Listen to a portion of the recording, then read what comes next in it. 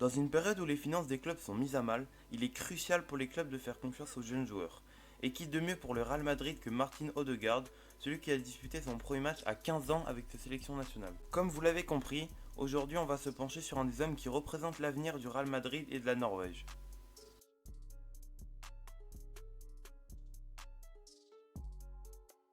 Nous sommes en 1998 dans la ville de Drammen, la 8ème plus grande ville de Norvège.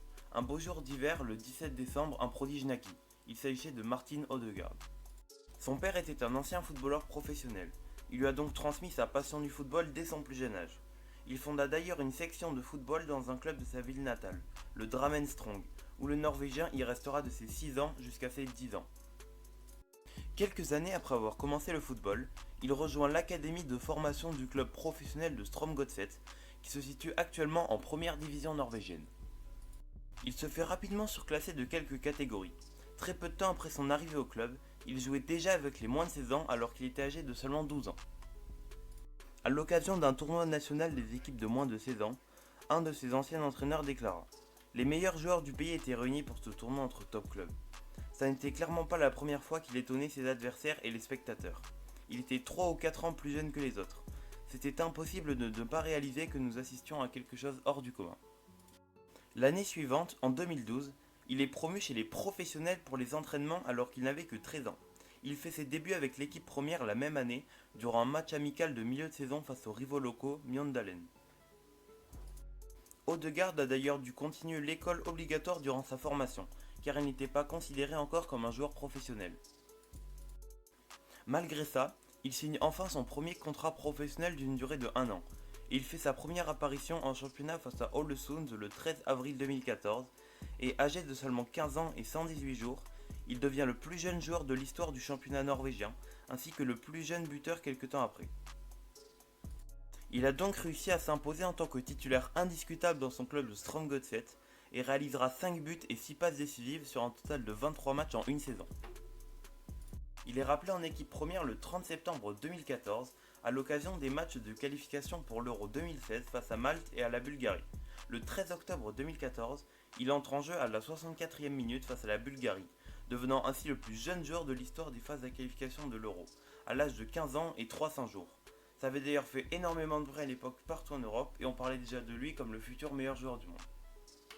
À la fin de cette saison, il va passer des essais dans plusieurs très gros clubs et s'entraîner avec les équipes premières de Liverpool, du Bayern Munich, de Manchester United et Manchester City.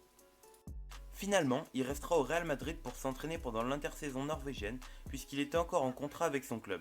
Le club madrilène et Strømsgodset vont trouver un accord estimé à 8,5 millions d'euros pour recruter Odegaard. C'est la première fois qu'Odegaard va jouer en dehors de la Norvège. Martin Odegaard va donc signer le 22 janvier 2015 au Real Madrid durant le mercato hivernal. Alors qu'il venait à peine d'arriver au Real Madrid, tout le monde le voyait déjà comme le futur meilleur joueur de leur équipe. Il fait d'ailleurs son entrée sur le terrain à 16 ans avec le Real Madrid le 23 mai 2015 contre Retafe en remplaçant Cristiano Ronaldo. Il devient ainsi le plus jeune joueur madrilène évoluant en Liga. Il sera finalement envoyé dans l'équipe réserve, la Castilla, pendant 2 saisons, et il tomba presque dans l'oubli. Les gens parlaient déjà d'Odegaard comme un talent gâché. Les dirigeants du Real Madrid ont alors tenté quelque chose, de prêter Odegaard à l'étranger. Le 9 janvier, il rejoint le SC Heerenveen, un club des Pays-Bas sous forme de prêt sans option d'achat d'une saison. Il réalisera 3 passes décisives en 14 matchs, un bilan assez faible. Mais l'année d'après, le Real décide le 21 août 2018 de le prêter pour une saison au Vitesse Arnhem, un autre club d'Eredivisie. La saison 2018-2019 sera enfin la bonne, puisqu'il a fini la saison avec un bilan de 11 buts et 12 passes décisives en 39 matchs. Mais c'est principalement la saison dernière qu'il va encore franchir un cap, puisque Odegaard est prêté le 5 juillet 2019 à la Real Sociedad, un club de haut niveau en Espagne. Il a été très bon sur la saison 2019-2020 en réalisant 7 buts et 9 passes décisives sur un total de 36 matchs. Pour cette saison 2020-2021, Zinedine Zidane a logiquement décidé de le garder au Real Madrid et de l'utiliser comme un joueur de rotation.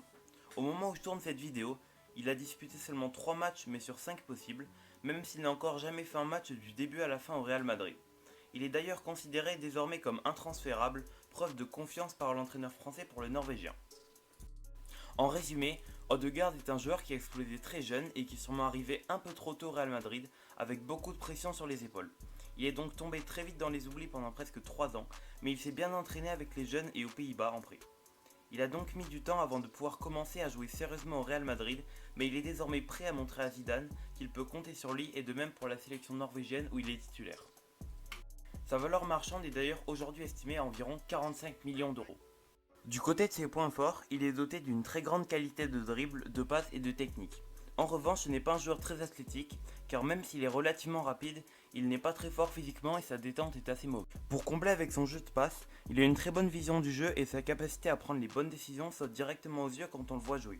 Il aime aussi prendre des risques et sortir de sa zone de confort, en sortant parfois de son rôle de milieu offensif, c'est-à-dire qu'il est très inspiré.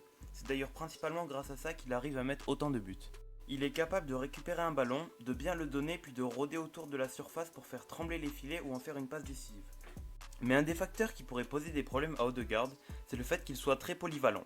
Il peut jouer sur les ailes en plus de pouvoir jouer en tant que milieu offensif. C'est le problème quand on a des joueurs aussi polyvalents qui arrivent dans des effectifs très étoffés. On a tendance à les ménager pour s'en servir comme des joueurs de complément plus que des titulaires indiscutables. On ne sait donc pas vraiment quel poste va-t-il jouer principalement dans l'avenir. Pour l'instant, il semble que Zidane essaye des choses avant de prendre une solution. C'est une énigme qui se pose encore et dont nous aurons normalement la réponse d'ici la fin de la saison 2020-2021. Odegaard est donc un joueur très bon qui a su montrer qu'il savait s'adapter au style de jeu de son équipe, même si ça prend parfois du temps. Il a tout pour réussir de son côté, il faut donc espérer qu'il obtienne de plus en plus de temps de jeu au Real Madrid tout en trouvant un poste stable qui le convient. Personnellement, je pense qu'il représente le futur de son club et qu'il sera la suite de Isco, Modric, etc. Il a clairement une place à se faire dans cette équipe où plusieurs postes ont besoin d'être remplacés pour donner un peu plus de dynamisme au jeu du Real Madrid. C'est la fin de cette analyse du footballeur Martin Odegaard. J'espère sincèrement qu'elle vous aura plu car j'y ai passé beaucoup de temps, mais ce joueur me tenait vraiment à cœur car il a vraiment un parcours très atypique. Quand on vous dit à 15 ans que vous êtes le futur meilleur joueur du monde, pour au final presque tomber dans l'oubli 2-3 ans après, mais malgré ça il a quand même réussi à se relever et à progresser à fond pour en arriver au Real Madrid.